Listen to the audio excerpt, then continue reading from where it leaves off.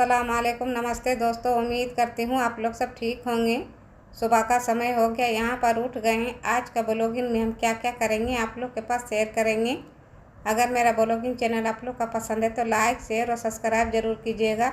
आज हम blogging channel में किचन टिप्स लेकर के आए हैं। बहुत ही किचन का काम आने वाला है और बहुत ही किचन का पैसा बचत होने वाला है। समय और पैसा आपका दोनों बचत होगा। यहाँ पर हम कुकर लेकर के टिप्स दिखा रहे हैं। अक्सर क्या होता है, जब भी हम लोग कुछ बनाते हैं तो कुकर इस तरह करके जल जाता है तो बहुत ही दिक्कत होता है छुड़ाने में। तो यहाँ पर हम आसानी से छुड़ा करके तैयार करेंगे। अब यहाँ पर हम एक ढक्कन जैसा विनेगर डालेंगे और अच्छी तरह से यहाँ पर हम कुकर को मिला लेंगे। देखिए इस तरह करके चारों तरफ हम पूरे कुकर में हम मिला लेंगे।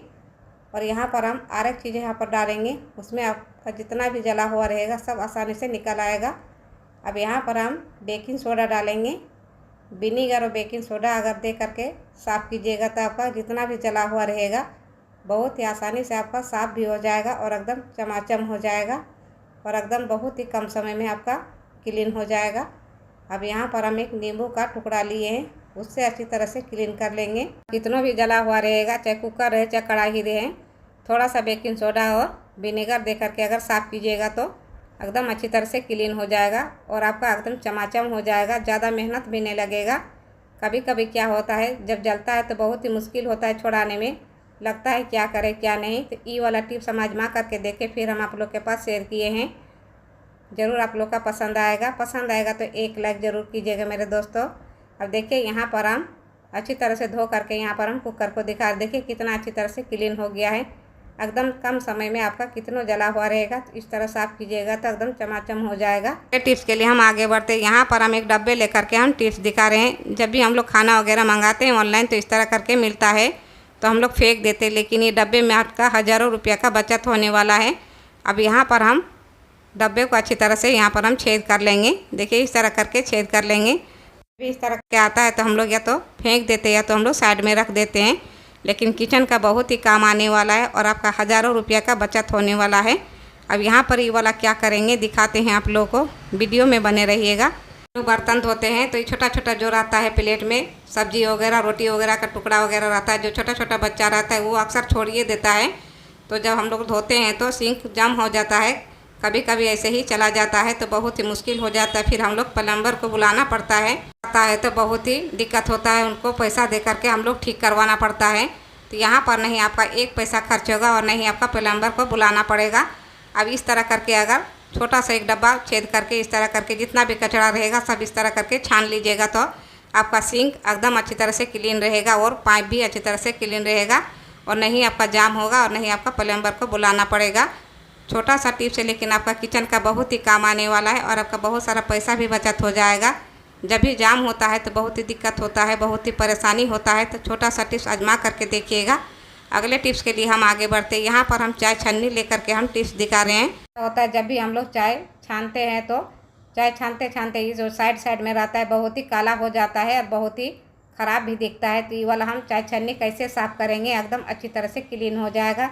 यहाँ पर कुछ देना नहीं, थोड़ा सा यहाँ पर जो घर का सामान है उसी से ही आपका क्लीन हो जाएगा। अब यहाँ पर हम गर्म पानी डालेंगे। यहाँ पर हम अच्छी तरह से गर्म करके डालेंगे पानी को एक कटोरा में और उसके बाद यहाँ पर हम जो घर का सामान है उसी से हम यहाँ पर चाय छन्नी को अच्छी तरह से क्लीन कर लेंगे।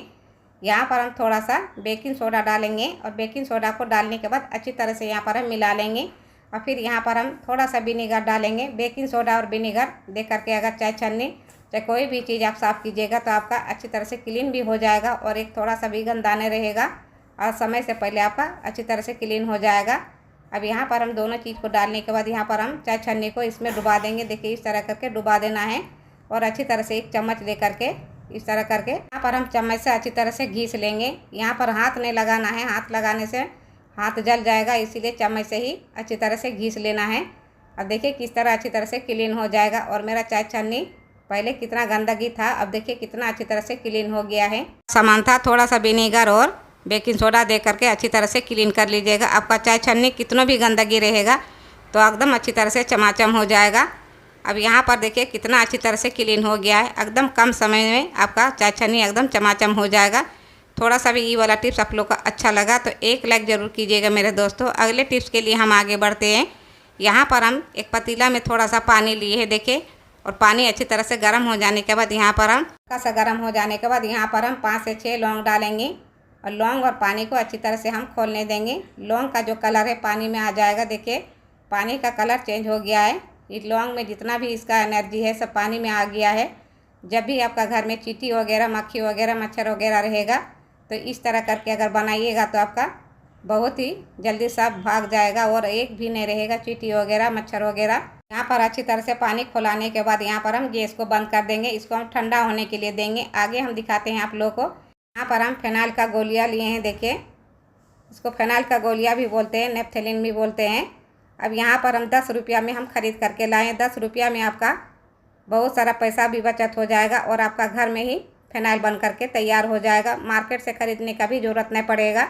अब यहाँ पर हम एक बड़ा सा पत्थर लिए, देखिए इस तरह करके जो मसाला वगैरह पीसते हैं ना, वही वाला हम एक छोटा सा टुकड़ा था, उसी में यहाँ पर हम कूट करके तैयार कर लेंगे।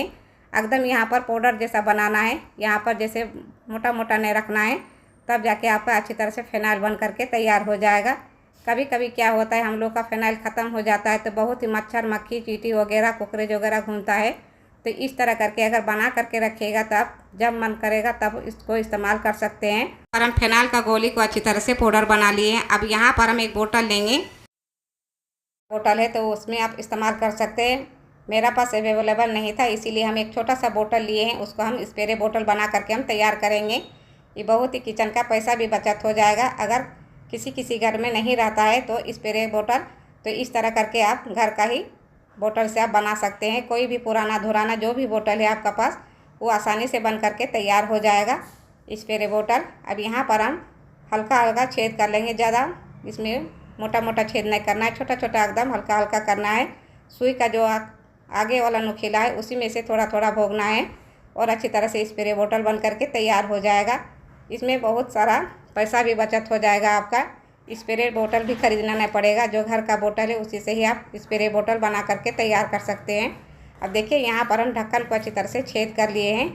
एकदम यहाँ पर हम महीन छेद किए हैं, जिस तरह स्प्रे बोतल में रहता है एकदम उसी तरह यहाँ पर हम छेद कर लिए हैं। अब यहाँ पर हम बोतल में डेटॉल डालेंगे। देखिए यहाँ पर हम आधा ढक्कन जैसा यहाँ पर हम डेटॉल को डालेंगे और डेटॉल डालने के बाद यहाँ पर हम ढक्कन जैसा यहाँ पर हम विनेगर डालेंगे। डेटॉल और विनेगर और जो फिनाइल का गोलियाँ है वो मिला करके आपका बहुत ही अच्छी तरह से फिनाइल बन करके तैयार हो जाएगा। मार्केट से ख़रीदने का भी ज़रूरत नहीं पड़ेगा। जो घर का सामान है उसी से ही आप फिनाइल बना करके तैयार कर सकते हैं। आपका समय का भी बचत हो जाएगा और पैसा का भी बचत हो जाएगा। अब यहाँ पर हम विनेगर डालने के बाद जो हम फिनाइल का गोलियाँ यहाँ पर हम चूर करके रखे, पाउडर बना करके, उसको यहाँ पर हम डालेंगे। देखिए यहाँ पर हम इस तरह करके डालेंगे। एकदम पाउडर जैसा बनाना है, इसमें थोड़ा मोटा मोटा भी नहीं रखना है। जिस तरह पाउडर रहता है एकदम उसी तरह बनाना है, तब जाके आपका एकदम फिनाइल बन करके तैयार हो जाएगा। सिर्फ 10 रुपया में आपका यहाँ पर हम पाउडर बना करके रखे थे फिनाइल को, उनको यहाँ पर हम डालेंगे। ये बहुत ही पावरफुल बन करके तैयार हो जाएगा और आपका एक भी मच्छर, मक्खी, चींटी वगैरह जितना भी रहता है एक थोड़ा सा भी नहीं रहेगा। एक बार ये वाला ट्रिक आजमा करके देखिएगा, फिर आप कमेंट करके बताइएगा।